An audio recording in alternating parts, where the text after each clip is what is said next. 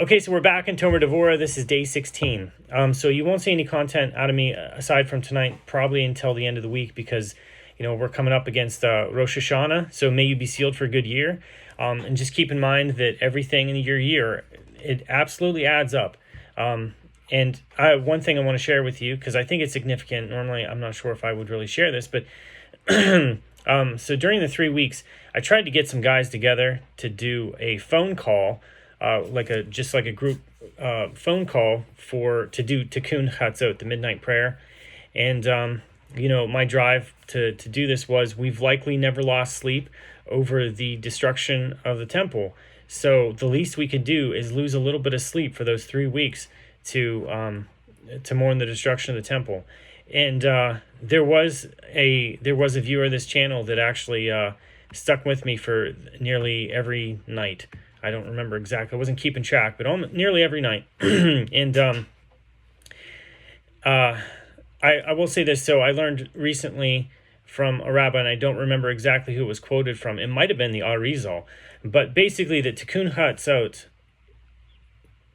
can double your parnasa, can double your, the blessing, the influx, the shefa, the blessing that you have, the sustenance you have in your life. And I find that very interesting, because I remember specifically telling him this person, because they had something good that happened to him right in the middle of when we were doing this in the 3 weeks. And I said, don't expect that is any reward for what you're doing right now. If there's any reward for this that you see materialize, it's down the road. And so we went along and we did Tikkun Chatzot. There's some other people that joined us a little less frequently and stuff like that, hit and miss. But, it's hard. It's hard, especially when you have a job. And so specifically, this person that stayed with me this whole time, they had a significant blessing in their life, very significant blessing in their life. It sounded like it was out of the blue. I don't know this person personally that we share all this stuff, but he shared it with me. And this was just recently. And for myself, I had an unexpected exchange at work, and I got a significant raise over it. Stuff that was operational stuff that I was couldn't share with anybody, but I shared it with the right people, and I ended up, it was a very significant blessing. And as well as some other things that happened along the way that completely added up to, we're going to have a really awesome Yomim Tovim. So just so you understand, the world, everything that you do, everything that happens behind the screen on your computer, it's on the screen, right? Everything that happens, the Wi-Fi, the keystrokes, the programs that are running in the background, everything goes to the projection of that screen. Everything is to the projection of that screen. Our physical material world is like the computer screen. It's the projection. Everything that's happening at any given moment is a state of something that's happening dynamically behind the scenes. So the spiritual world is everything that's happening behind the scenes. All your mitzvot that you do, all that kind of stuff, it's happening behind the scenes. It's you can't see the reward or punishment before these things. This is why there's free will. Free will is basically, if you put your hand in a fire, you get burned immediately. So that's only going to happen in your lifetime a couple times before you figure out, I'm not sticking my hand in something hot like that. If we got rewarded or punished immediately upon doing something, your free will would die. There would be no free will, because it would all be like a program where it's hit this key, that letter shows up on the screen. Hit this key, that letter shows up on the screen, right? There'd be no free will because we would automatically do the things that give us the rewards, and we would stay away from the things where we'd get the punishments. So these things are delayed and pushed off down the road so that we cannot figure out entirely which corresponds to which. And there's mix-ups in this world, in this life. And this is why there's suffering. And this is why there's things that don't go according to how we expect them to go. This is why you might experience something that's a low point that's actually the initiation to the high point. the descent for the sake of ascent, the Hasidic idea. So just keep all that in mind when you go into the new year. So we're starting a new chapter. So this is chapter 3. We've gone through chapter 1 and chapter 2. So this is how a person should accustom himself to the attribute of Chochmah, wisdom. So although it is hidden, exceedingly exalted, the supernal attribute of Chochmah, or wisdom, is spread out over all that exists. As it says regarding it, how great are your works, Ma rabu ma'asecha Hashem. How great are your works, Hashem. You made them all with Chochmah.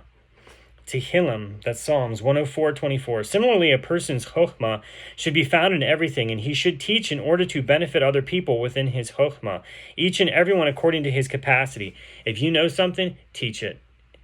Even if you're just going through something, teach it. It's the repetition of it. You're being a reflector of the energy that's in the world. You have this energy of wisdom that's like come to you, reflected off of you, right? And each and every one according to his capacity. He should influence others with his chochmah to the best of his ability, letting no factor at all distract him. Now to the supernal attribute of chochmah, there are 2 aspects. The higher aspect, which faces keter, and does not face downwards. Rather, it receives from above. The second and lower aspect faces downwards, overseeing the other sphirot, to which it extends its chochmah. Likewise, a person should have 2 aspects. The first aspect should be his contemplation and solitude with his Creator in order to increase and perfect his chochmah. So that would be like potentially like hitbodedut, or private study, something like this. Tefillah. The second should be to teach others the Chochmah that the Holy One, blessed be He, has bestowed upon him. And just as the supernal attribute of Chochmah bestows to each Sephira according to its measure and needs, so too one should bestow his Chochmah to each person according to the measure his intellect can bear, into what is proper for him and his needs. One should be careful not to give more than the mind of the recipient can contain, so that no harm will result, just as the supernal Sephira of Chochmah does not add on more than the limited capacity of the recipient, or the Sephira. So it's very important that what you receive in your life, you also give out. Whether it's wisdom, your time, we have time, we can give time to other people. You have wealth, food, whatever, give it out. If there's something you're good at, get it out to people. That's actually how business is, how you become successful at business, is you're serving other people with something that you're good at, right? That is the entire basis and foundation of like the entrepreneurial system, and having a business product and model that you're trying to get out to somebody else. In those cases, you're trying to get the reward, which is the payment for whatever you're trying to sell or service, but still you're giving of yourself. And the economy is rewarding you in that way. So it's a known thing, but in the spiritual world, or in the, you have these different other aspects that you can look upon. It's not like you have payment for something immediately. And what I said about tikkun chatzot, that's not to mean that like you should just like do tikkun chatzot for the money or for whatever. It has to be, it's really something that's like, make this a part of you. Like if it's something you're striving for, strive for it. Like you fail a couple times, like you can't stay up for it, whatever. No big deal. Brush it off, keep going. Like, you could get behind on something. Don't let that bother you. Get back in the game, get with it. There's always a starting point in life. I had some issues with my business in the past, and I always thought to myself, like, wow, like I can't believe that I'm at this point. It's like so difficult. And it's like, I think to myself, okay, so if I give up now, what happens? Like, if I could give my business, like if my business could be given to somebody else, like, and they just received it, they would be so thrilled to have that opportunity. So I think, okay, so every day I'm receiving that business as if it's like I'm a new person every day. So even with the troubles that I have to deal with it, great. Like, I'll accept that. But anyway, I hope you have a great year. So I'll get some other videos out tonight. So thanks for watching.